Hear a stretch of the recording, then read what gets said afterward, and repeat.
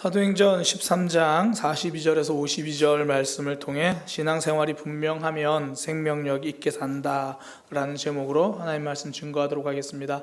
신앙생활이 분명하면 생명력 있게 살아가게 됩니다.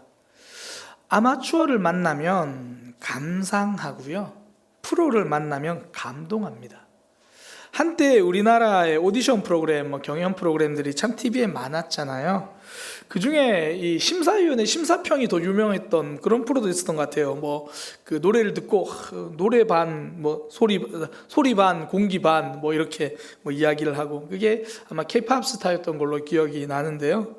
당시 이제 심사위원들이 극찬하던 참가자들의 노래를 들으면, 야, 정말 노래 잘한다, 그런 생각이 들어요.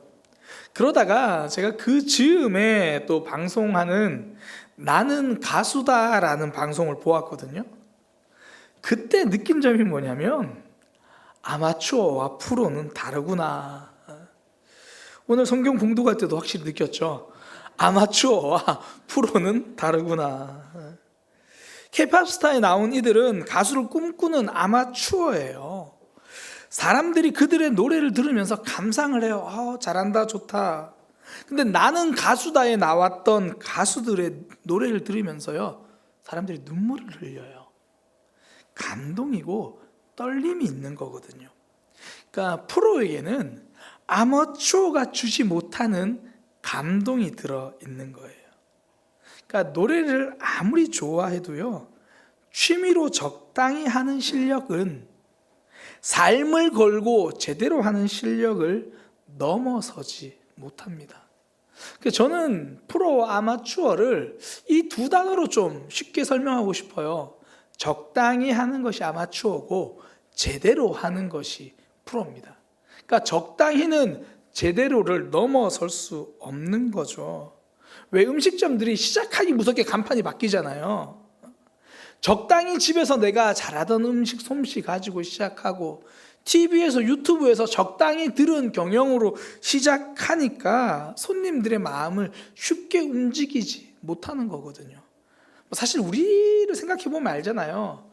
적당히 잘하는 음식점에는 우리도 줄을 서진 않잖아요. 적당히 서비스가 좋은 음식점에 친구들 막 추천해가지고 함께 가지는 않잖아요. 적당히에는 감동이 없습니다. 제가 오늘 본문을 묵상하면서 놀랬던 것 중에 하나가요, 적당히가 없어요. 오늘 본문은 이제 바울이 복음을 전한 다음에 사람들의 반응이거든요. 이 바울과 바나바가 비시디아 안디옥에서 복음을 전합니다. 회당에서 복음을 전하고 나니까 사람들의 반응이 두 가지로 딱 갈라지는데요, 적당히가 없어요. 첫 번째는 열정적으로 따라오려고 합니다. 쫓아가려고 하는 거예요. 딱 듣자마자 이렇게 말해요. 다음 주에도 또 듣고 싶어요. 다음 안식일에도 이 말을 또 하라. 또 듣고 싶다는 말이죠. 그리고 여기서 끝나지 않습니다. 모임이 끝난 후에 사람들이 많이 바울과 바나바를 따릅니다. 그냥 오늘 좋았어요 이렇게 끝나는 것이 아니라 따라갔다라는 거예요. 가서 질문도 하고 가서 더 듣고 싶은 말씀 들었다는 거예요. 혹시 이런 열정을 가져보신 적이 있습니까? 음식점에서 음식을 먹었는데, 야, 어떻게 이렇게 해물찜을 잘하지? 내 셰프한테 가서 좀 물어봐야겠다. 그리고는 정말 죄송한데 제가 잠시 주방에 가서 이 주방장을 만날 수 있을까요? 혹시 이런 열정 가져보신 적이 있나요? 지금 말씀을 들은 사람들의 반응이 그런 거예요. 적당히가 아니라 제대로입니다.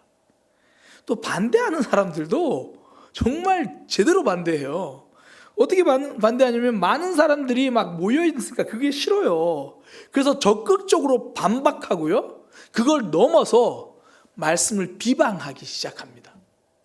그래도 안 되니까 이제는 이 사람 저 사람 선동해가지고 바울과 바나바를 박해하고 쫓아내는 거예요. 그러니까 보통 열정이 아니죠. 적당히가 없습니다. 말씀을 더 들으려고 쫓아가는 사람, 말씀이 싫다고 그들을 쫓아내는 사람, 공통점은요, 그 말씀과 복음을 듣고 내 삶이 움직이는 거예요. 내 마음의 충격으로 와닿았거든요. 그러니 쫓아가거나 아니면 쫓아내거나 그들의 삶을 흔들었습니다. 근데 과연 이런 두 종류의 사람만 있었을까요? 제대로 이렇게 확실하고 분명한 반응만 있었을까요? 적당히 듣고 적당히 동의하는 사람들도 있었을 거예요. 쫓아가지는 않지만 마음속으로 그래, 그렇지라고 호감 가는 사람들도 있었을 거예요. 근데 중요한 건요, 성경은 그들을 주목하지 않았다라는 거예요. 그들을 기록하지 않았습니다. 적당히는 주목하지 않습니다. 심지어 사탄도 적당히는 주목하지 않아요. 성경 욥기를 보면요, 욥의 인생은 하나님이 주목하고 계시지만 사단도 눈여겨보고 있습니다. 신앙생활 제대로 하고 있으니까, 시시하게 하고 있지 않으니까. 시시한 신앙생활은요, 사단도 긴장하지 않습니다. 그냥 그대로 두는 거예요. 시시한 불꽃은 그냥 그대로 두면 꺼지거든요. 괜히 바람 불었다가 불길이 다른 데 옮겨 붙을 수도 있으니까 그냥 그대로 둡니다. 너는 그냥 그대로 있어라. 그 신앙은 시간만 지나면 식어버릴 거다. 새 가족이 오면 돌봄이 먼저일까요? 아니면 말씀으로 훈련하는 것이 먼저일까요? 저에게 설교를 가르쳐 주신 목사님이 이렇게 대답해 주시더라고요. 교회가 돌봄이 먼저인가, 교회가 훈련이 먼저인가? 아니다, 목사가 미치는 것이 먼저다. 목사가 영혼에 미치면 돌봄도 되고 훈련도 된다. 제가 우리 교회에서 사역을 한 지 이제 횟수로 만 5년이 다 되어 가거든요. 2016년 8월 28일, 8월 마지막 주에 제가 유치임식을 했어요. 그러니까 올해 이제 8월 마지막 주가 되면 딱 만유로 이제 유치임식 한 지가 5년이 돼요. 제가 말씀을 준비하고 요즘 이제 사도행전 말씀 매일 한 장씩 묵상하면서요, 제 모습을 돌아보니까 제대로 했다는 생각보다 적당히 했다는 생각이 진짜 많이 들어요. 적응한다라는 핑계로, 성도들을 기다려주고 배려한다는 핑계로. 하나님은 저를 우리 교회에 보내셨을 때 성도들하고 잘 지내는 목사라고 보내신 게 아니거든요. 하나님과 성도들이 잘 지낼 수 있도록 생명 걸고 생명 살리라고 보내셨거든요. 아마 우리 성도님들도 이제 담임 목사님이 새로운 분으로 오시게 되고 그렇게 세우는 과정에 기도하시면서 어떤 목사님이 오시면 우리 교회에 잘 적응하시려나, 여기에 초점이 아니었을 거예요. 어떻게 하면 우리가 하나님이 기뻐하시는 신앙생활 할 수 있을까? 신앙생활 어떻게 하면 제대로 해볼 수 있을까? 거기에 초점을 두고 기도하셨을 거예요. 보통 제가 8월 달에 한시골을 가는데요, 올해는 조금 빠르게 갔다가 빠르게 오려고 합니다. 그래서 8월 중순에는 오려고 해요. 그래서 8월 마지막 주, 제가 이 취임식을 했던 그 주에 지난 5년을 돌아보고 새롭게 5년을 하나님 앞에 서는 시간을 가지려고 합니다. 사단도 거들떠보지 않는 그런 시시한 교회 말고 하나님이 주목하시는 싱싱한 교회, 하나님이 기뻐하시는 제대로 신앙생활하는 그런 성도가 되기를 소망합니다. 그래야 생명을 살리기 때문입니다. 다른 말로 하면 영적인 영향력이죠. 오늘 본문에 보니까 영적인 영향력이 보여요. 사람들이 바울과 바나바 이야기를 듣고 이렇게 말해요. 다음 주에도 꼭 듣고 싶어요. 그리고 회당에서 그 모임이 끝났는데도 쫓아갑니다. 더 듣고 싶어요. 그랬더니 그 다음 주에요, 그 다음 안식일에 온 시민이 거의 다 하나님의 말씀을 듣고자 모였다. 영적인 영향력입니다. 생명을 살리는 영향력입니다. 내 안에 생명의 압력이 높아지기 시작하면 그 생명력은 흘러가게 되어 있습니다.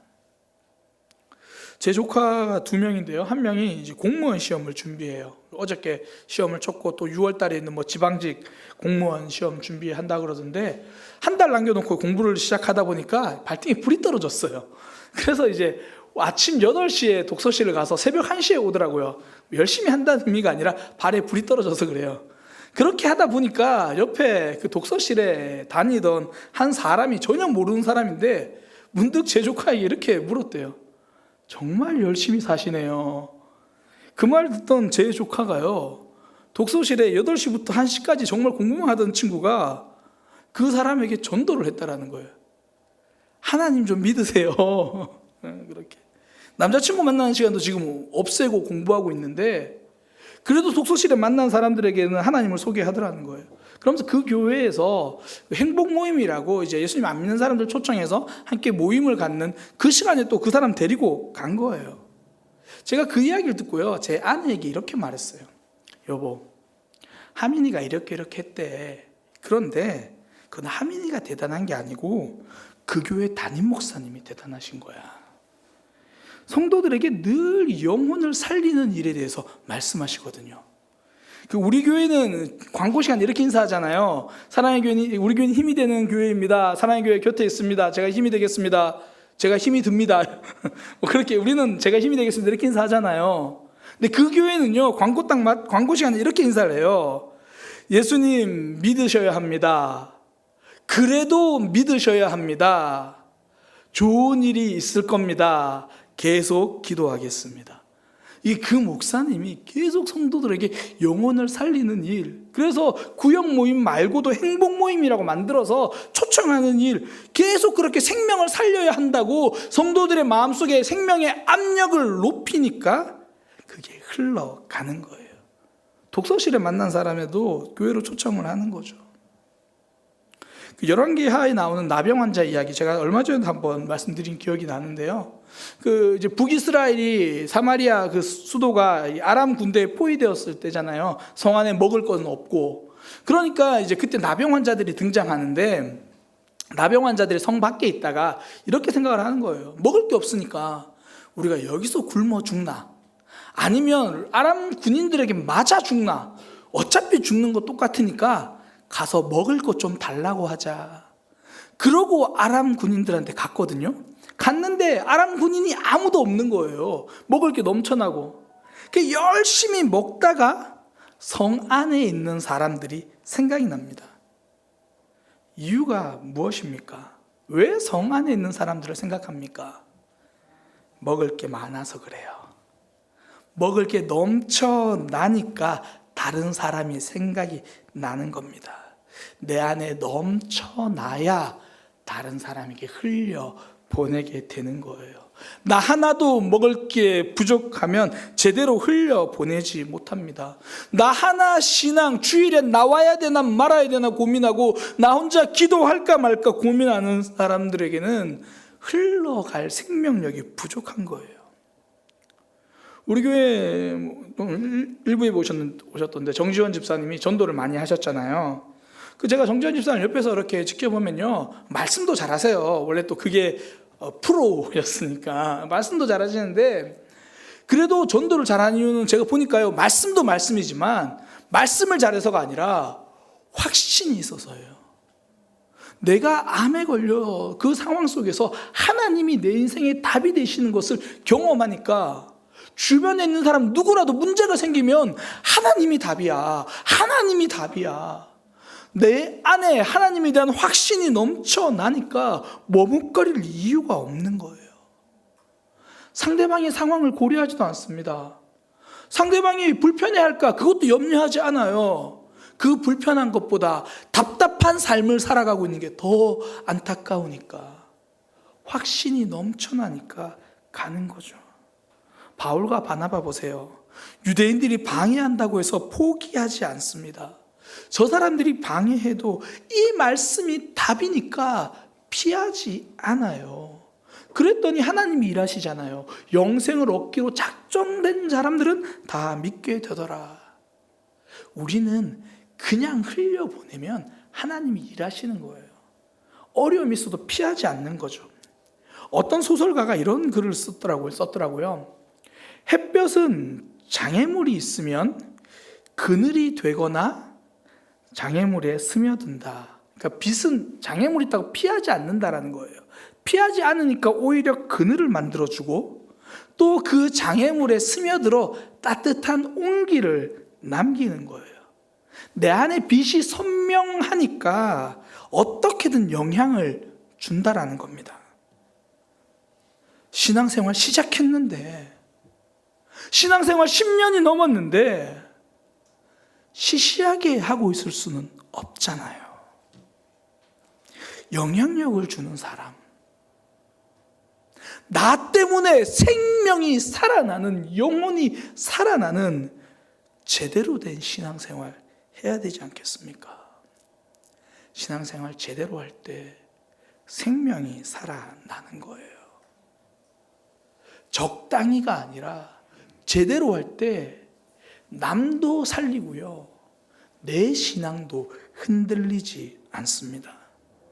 오늘 본문에 보니까 유대인들에게 계속 복음을 이제 전하고 또 유대인들을 계속 방해를 하니까 나중에는 그 유대인들이 바울과 바나바를 쫓아내는데 그 이후에 성경이 두 가지를 기록해요.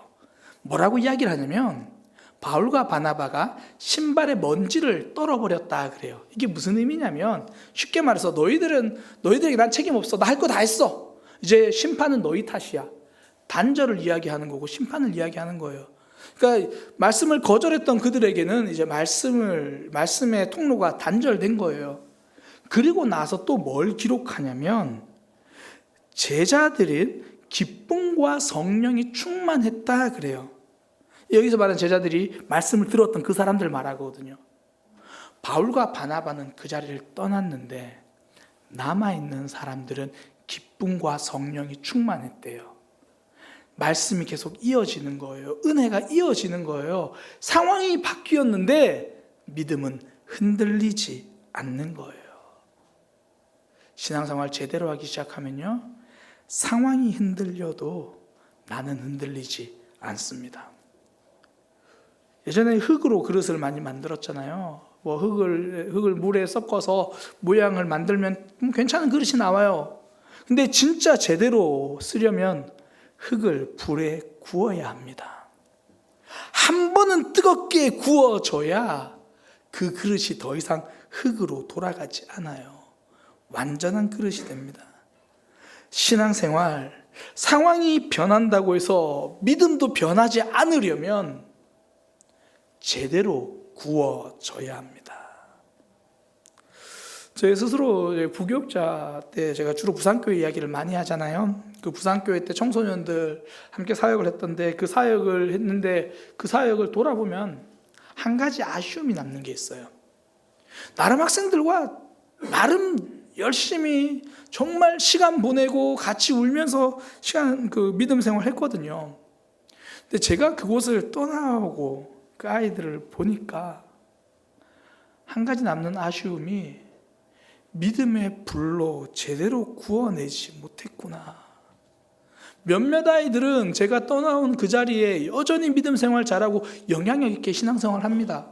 근데 어떤 아이들은요, 목회자가 함께 있을 때는 뜨겁게 하나님을 나누고 하나님에 대해서 성장하던 아이들이 목회자가 사라지니까, 구심점이 사라지니까 흔들리기 시작하더라고요. 제가 지금 돌아보면 그 아이들을 조금 더 믿음의 현장으로 내몰았어야 되는데 한 6년 정도 신앙생활 하니까, 같이 신앙생활 하니까 아이들이 아픔이 보여요. 그러니까 애들을 몰아붙이지 못하겠더라고요. 지금 본인 신앙생활도 힘든데 어떻게 중학생들 케어하라고 말하고 걔네들과 저 없이 따로 믿음 생활 시키나. 그 안타까움에 적당히 내몰았던 것이 목회자가 없는 자리에 쉽게 흔들리는 모습이 되더라고요. 예수님은 그러지 않으셨거든요. 예수님은 승천하시기 전에 제자들에게 이렇게 말씀하십니다. 어디 가지 말고 예루살렘에 딱 붙어서 약속하신 성령을 기다려라. 기도로 뜨겁게 구워지고 성령으로 구워질 때까지 기다려라. 말씀을 더 채우고 기도를 더 채우고 그랬더니 베드로가 흔들리지 않습니다. 야고보가 죽음 앞에서도 당당합니다. 감옥에 들어가도 복음을 전하고 감옥에서 나와도 복음을 전합니다. 하나님 제대로 믿으니까 흔들리지 않는 거예요. 신앙생활 적당히 걸쳐서 하면요, 적당한 바람에도 휩쓸려 갑니다. 고상하게 살짝 잡은 손은 금방 놓치는 거예요. 버스를 타면 손잡이 있잖아요. 절대 우리는 대충 잡지 않습니다. 보통 남자분들은 고리에 손목을 집어넣어가지고 위에 이렇게 잡거든요. 그렇게 꽉 잡으면요, 버스가 급정거해도 손목은 아플지언정 뒹굴러서 구르는 일은 없는 거예요.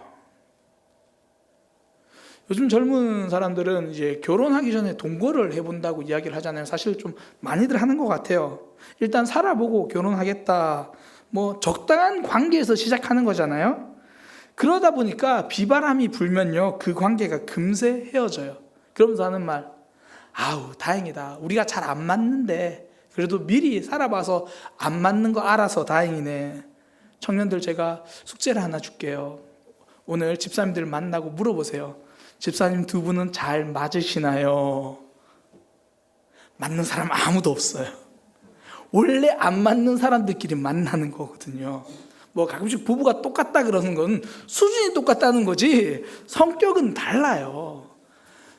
그 안 맞는 사람끼리 만나가지고 지금까지 있는데요, 집사님들 속으로만 대답하세요. 안 맞다 보니까 내가 정말 신앙만 없었으면 갈라섰을 텐데 라는 생각을 속으로만 생각하세요. 장로님 아멘 하시면 안 돼요. 속으로만 생각하세요. 그런 생각 한다고요. 그런데 결혼이라고 하는 깰 수 없는 약속으로 꽉 매여 있으니까 관계에 비바람이 와도 견디는 거예요. 갈등이 와도 견디는 거예요.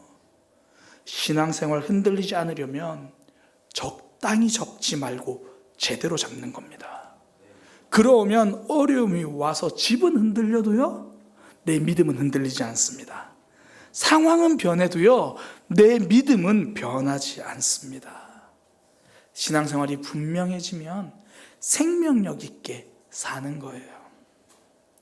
어떻게 분명하게, 적당히가 아니라 제대로 할 수 있습니까? 오늘 단순하게 딱 한 가지만 짧게 나누려고 해요. 배고프게 신앙생활 하시기 바랍니다. 스티븐 잡스가 연설할 때 한 말이죠. Stay hungry, 배고픔을 유지하라. 비시디아 안디옥 사람들, 그들이요, 예수님 제대로 믿은 사람들의 특징이 뭐냐면 영적인 배고픔이 있었습니다. 다음 주에도 꼭 와서 말씀해 주셔야 합니다. 회당이 마쳤는데 떠날 줄을 모릅니다. 바나바와 바울을 찾아와서 아직도 부족합니다. 더 말씀해 주셔야 합니다. 더 먹어야겠습니다. I am hungry. 히니크 감독이 말해서 굉장히 유명해졌잖아요. 한국 축구가 16강 진출해서 다들 목표 달성이라고 말할 때 감독은 말했습니다. 나는 아직 배고프다. 하나님, 저 주일 말씀으로 충분하지 않습니다. I'm hungry. 설교 후에 잠시 하는 그 기도가 제 신앙을 붙들 수 없습니다. I'm hungry. 우리 교회 성도님들 중에서요, 믿음이 견고하게 하나님 붙들고 가시는 분들의 공통점이 하나 있더라고요. I'm hungry. 주일에 말씀 듣고 주중에 다시 유튜브로 말씀 한 번 더 듣고 그러면서 그 말씀 살아가려고 몸부림치는 거예요. 어떤 분이 저한테 그런 얘기를 하세요. 목사님, 요즘 자꾸 넘어져요. 사실 제가 상처받을까 봐 이야기는 안 했는데 알아요. 예전에는 그분이 유튜브로 2번, 3번 말씀 듣던 분이 안 듣거든요. 말씀에 I'm hungry였는데 이제 말씀에 배부르다고 생각하기 시작하는 거예요. 간신히 기도 시간 채우는 믿음은 넘어지지만 혼자 따로 갈급함 가지고 기도하는 신앙은요, 제대로 신앙생활 할 수 있는 겁니다. 주일 한 끼로 간신히 버티지 마십시오. 말씀에 식탐이 있어야 합니다. 하나님의 배고플 수 있어야 합니다. 저는 우리 교회에 그래서 유튜브에 보면 뭐 수요 방구석 성경 만담도 있고 목요일에 성경운도 있잖아요. 솔직히 뭐 저도 제가 하지만 제가 한 건 정말 탁월하게 준비했다고 말은 못해요. 그러나 이 말씀 저 말씀 맥락 없이 여러 설교 듣는 것보다 그래도 우리 교회 전사님이 준비한 말씀, 제가 준비한 말씀 그래도 보면서 조금씩 견고해지는 거잖아요. 제가 청소년 사역할 때 수련회 할 때 외부 강사님을 거의 안 모셨어요. 이게 제가 잘나서 잘해서가 아니라 말씀 전달은 부족해도 그 수련회 아이들, 제가 섬기고 같이 뒹구는 그 아이들을 위한 마음은 제가 부족하지 않다고 자신할 수 있었거든요. 외부 강사님은 오시는 그 한 주 기도로 준비하시겠지만 저는 1년 내내 그 아이들을 위해서 울거든요. 마음은 부족하지 않으니까 부족해도 제가 설교를 했던 거예요. 전 요즘에 월요일, 금요일 새벽 기도 시간이 진짜 행복해요. 전사님이 말씀 전하시는데요. 담임 목사가 앉아있고 전사님이 이렇게 설교를 하면 목사님 사역 잘하십니다 이런 식의 좀 말씀을 해서 위로를 해줘야 되는데 거의 책망을 해요. 더 사랑해야 된다고 그러고 더 기도해야 된다고 그러고 그 말씀이 되게 불편하고 앞불고 힘든데요. 행복해요. 거기서 하나님이 주시는 음성이 들려지고 하나님 앞에 설 수 있기 때문입니다. 다윗은 시편 42편에 이렇게 고백합니다. 하나님이여 사슴이 시냇물을 찾기에 갈급함같이 내 영혼이 주를 찾기에 갈급하나이다. 하나님에 대해서 배고프시기 바랍니다. 하나님에 대해서 목마르시기를 바랍니다. 내 영혼은 바싹 말라 있는데 말씀에 목마르지 않고 기도에 배고프지 않고 하나님에 간절하지 않다면 이 시간 그 간절함이 회복되는 시간이 되기를 소망합니다.